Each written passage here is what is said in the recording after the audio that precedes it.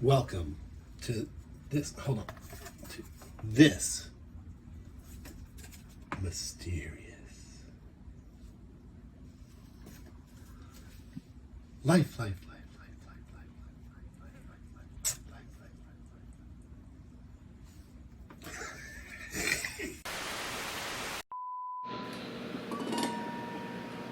Pareidolia. Such an interesting phenomenon. It's something that our mind does. It associates images with things that we know. But the question I ask,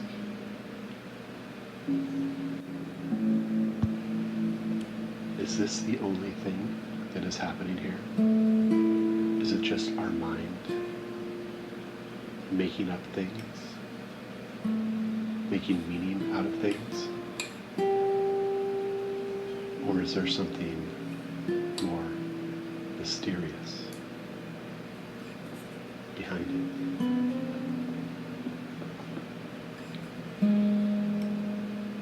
it? Today's experience has to do with pareidolia.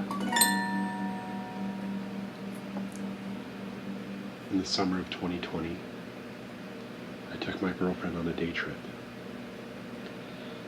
We were living in Northern California at the time, on the coast, and we drove up over the mountains to this place called Blue Lake. It's near the very top of a mountain. It's quite a long drive from the coast.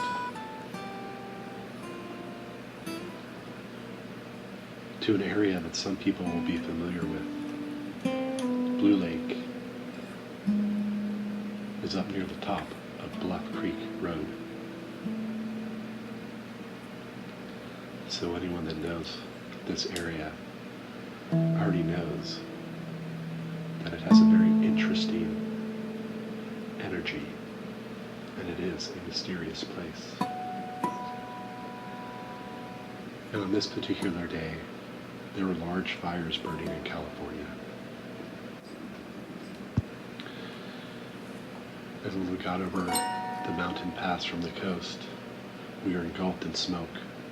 So much so that we nearly turned around. But we were halfway there, and we decided to continue on. So we continued to drive, eventually making it to the bottom of Bluff Creek Road. And then driving 30 minutes or so up to Blue Lake. It's a windy road. It's a lonely road. You rarely pass another vehicle when you're out in this part of the woods. Pulling up to Blue Lake, there's just a space for a couple cars to park. So we parked. We got out and we walked around the lake.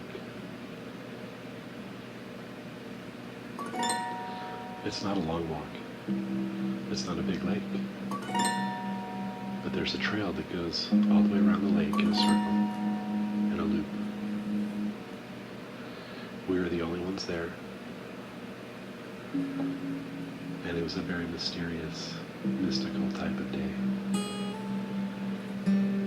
The smoke was low in the sky. The air was very still. Every once in a while, there'd be a slight, tiny whiff of a breeze. Mostly, it was complete stillness.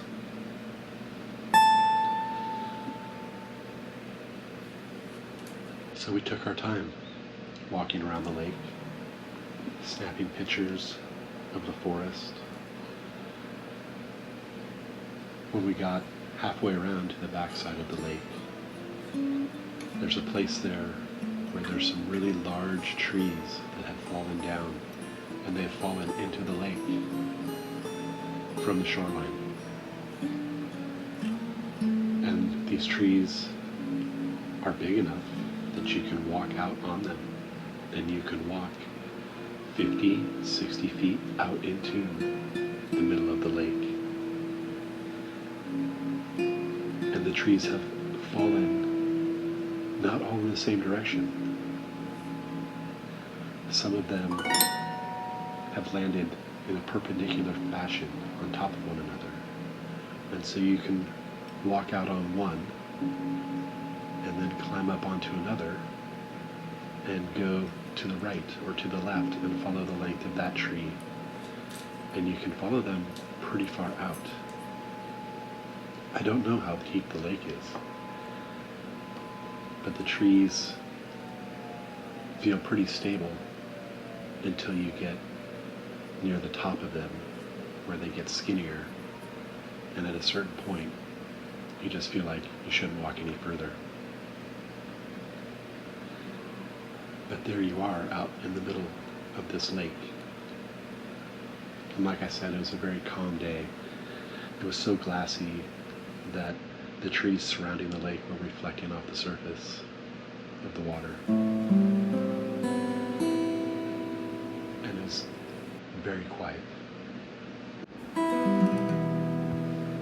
And every time I've been to this place, you always get the feeling of being watched. I've never seen anything there, but I've always had that feeling of being watched. And this day was no different. Sitting out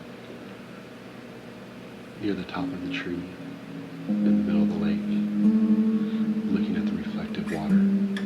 Every once in a while there would be a tiny puff of air that would ripple the surface, moving towards us.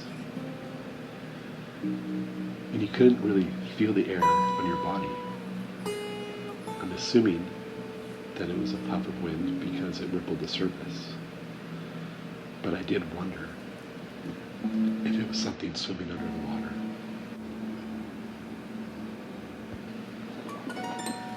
Like I said, this is a very mysterious place. And I've heard strange rumors of there being a sinkhole in the lake.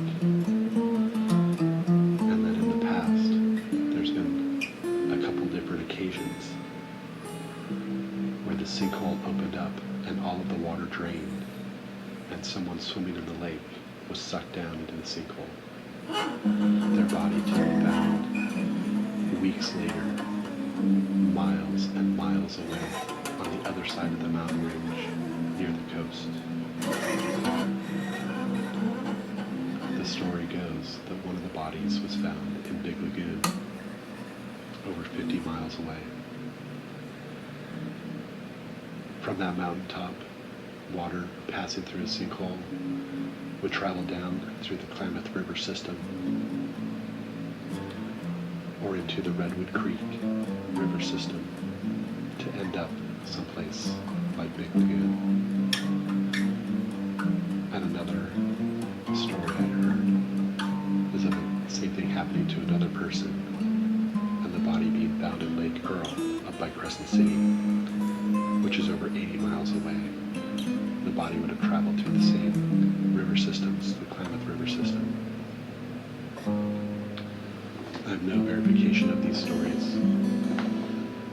These are just things that I've heard. But they are quite intriguing. And the lake does have that sort of spooky feel to it. There's a myth about this lake. There's a myth that there's a spirit watching over the lake, a woman's spirit. They call her the woman of the lake.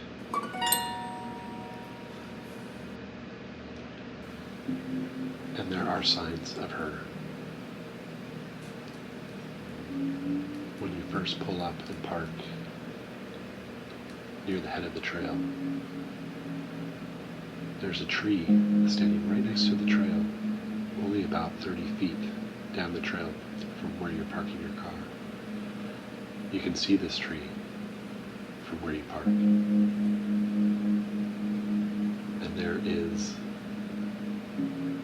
black streaks on the tree, as if it was struck by lightning at some point.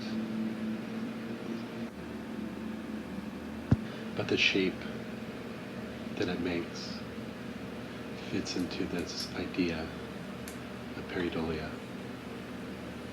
The shape looks like a woman. It's not hard to see.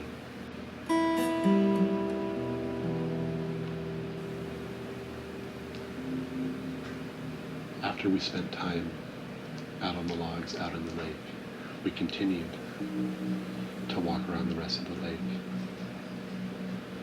It was a quiet afternoon. It was beautiful. We were having fun. But there was always this uneasy feeling that we weren't alone. Was it the woman of the lake? Was there something else watching us? We don't know. But we continued to take pictures.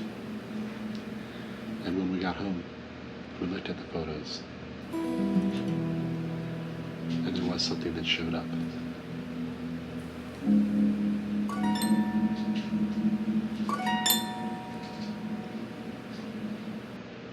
Were we observed by the woman of the lake?